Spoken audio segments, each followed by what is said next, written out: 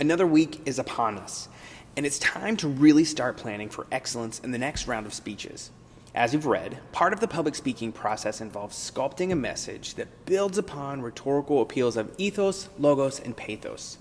Ethos is about credibility. It's how we prove to our audience that it's worth taking the time to listen to us. And pathos is about emotional stimulation.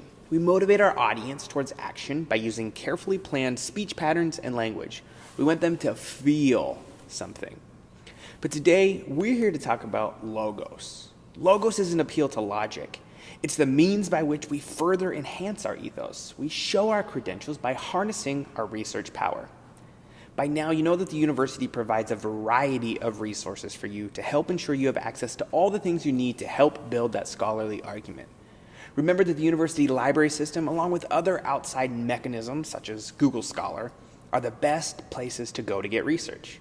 You shouldn't just pull the first thing that pops up online. You should always use scholarly research to back your claims.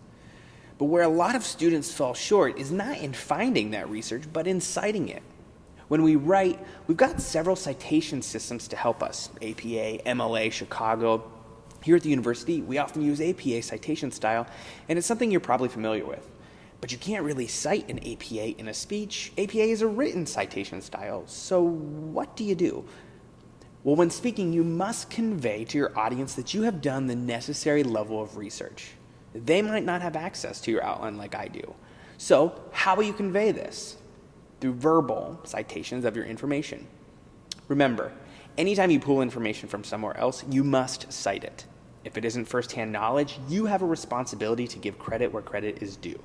As you read this week, you'll see there are a variety of indicators on others' work that we can use to convey to our audience where that source came from. These include author, date, title, location, perhaps the name of a journal, a book, or a web host. Does that mean you should cite all of it, you ask? Well, no. It's a careful balance. You don't want to overwhelm your audience, but you also want to give them enough information. I always like to suggest telling them enough information so they could easily find that source themselves with a simple web search.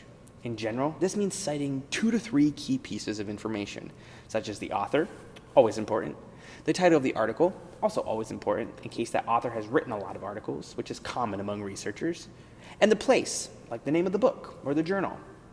Sometimes the date is also important to cite. Why? Well, because a citation from 1980 might not be as valid as one from 3 years ago. So, if you're looking for some tactics, here are some suggestions.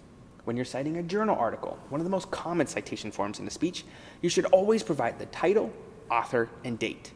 Though it might be best practice to cite both the article title and the journal title, you need to make sure you clearly cite at least one of them. And that could look something like this. According to a 2015 article by Philip Wagner in the Journal of Communication Studies, this tells the audience enough information that they could quickly find the article we were referring to. It also feels natural and slips off the tongue, so it won't hurt our delivery in any way.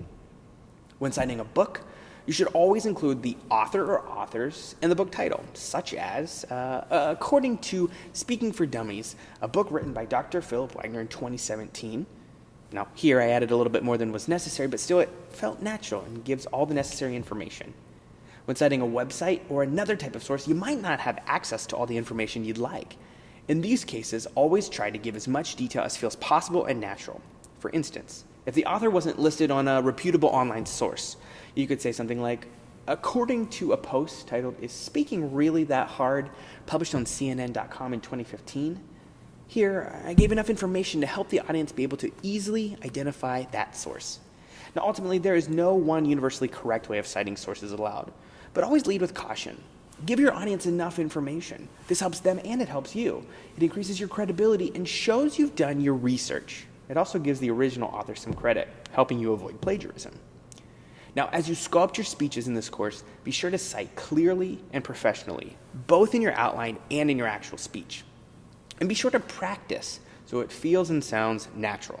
After all, that's what you want to be perceived as, right? A natural. And I think you're definitely heading in the right direction.